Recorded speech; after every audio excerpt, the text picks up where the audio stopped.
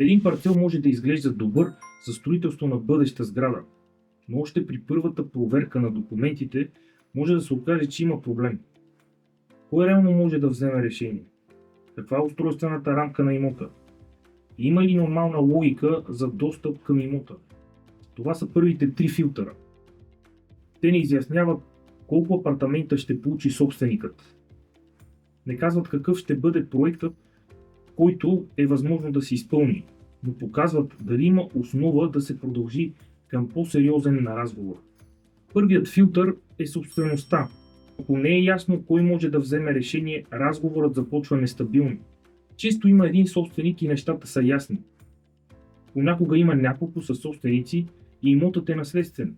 Понякога един човек води предварителния разговор с строител, но зад него стоят други съсобственици, без чието съгласие нищо сериозно не може да се получи. Това не означава, че съсобствеността автоматично е проблем. Но означава, че трябва да знаем кой участва при вземането на решения.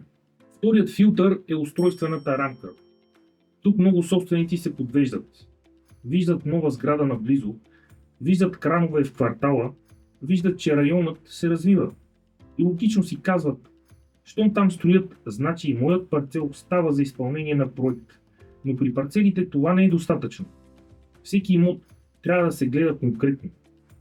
Има значение каква е текущата градоустройствена рамка. Има значение какво предвиждат действащите планове.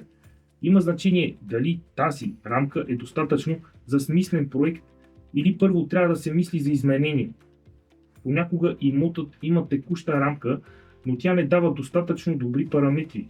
Тогава архитектът заедно с строителя или собственика може да търсят вариант за изменение на градоустройствената рамка, за да се постигне по-добро РЗП. Такъв план трябва да мине през процедура и да се одобри от общината.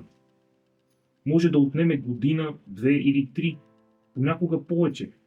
А понякога е възможно и изготвеният ПУП да не се одобри от общината.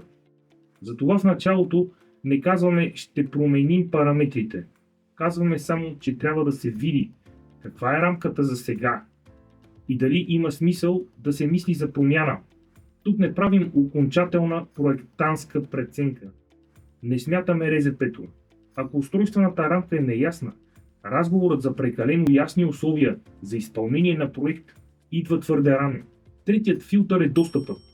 Той често се подценява. Важна е уличната и регулационната логика. Има ли лице към улица? Защото достъпът не е само удобство. Той може да влияе върху самата възможност проектът да се изпълни. Това, което казваме е, че достъпът трябва да се прегледа. Не след дадени вече обещания.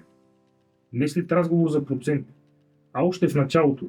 Трите филтъра работят заедно. Ако собствеността е неясна, няма стабилна страна за разговор. Ако устройствената рамка е неясна, няма стабилна база за изпълнение на проект, особено ако се налага изработване и одобрение на ПУП. Ако достъпът към имота е неясен, това трябва да се изясни. Тези три неща са важни. Не защото процентът на обезщетение не е важен, а защото обсъждането на процентът има смисъл само когато проектът може да се реализира. Понякога трите филтъра не създават проблем. Тогава разговорът може да продължи. Понякога един от тях е неясен.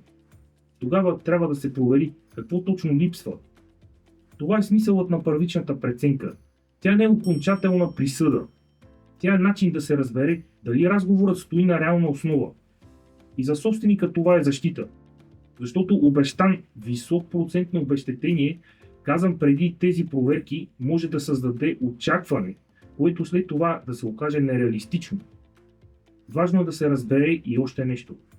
Тези три филтъра не са тежък анализ. Те са първото подреждане на документите. Не е нужно собственикът да знае всички отговори предварително. Може да не знае точният устройствен режим. Може да не е сигурен дали документите, които има, са достатъчни. Може да има въпроси около достъпа. Това е нормално. Но ако още в началото се види къде има неяснота, следващата стъпка става по-лесна. Тогава не се гадае, не се обещава прибързано и не се сравняват проценти върху непроверена основа. Ако имате парцел в София или около София и искате да разберете дали има реална база за строителство срещу обезщетение, формата за първична преценка е в описанието. Първо гледаме самия парцел, документи, собственост, достъп, устройствена рамка. Ако има база, може да продължим към по-сериозен разговор за строителство срещу обезщетение. Ако преди това има нещо за изясняване, ще стане ясно какво трябва да се провери и кой е най-разумният следващ ход, преди да се говори за процент или конкретни условия. Реална преценка може да има само след преглед на документите, собствеността и устройствената рамка на имота.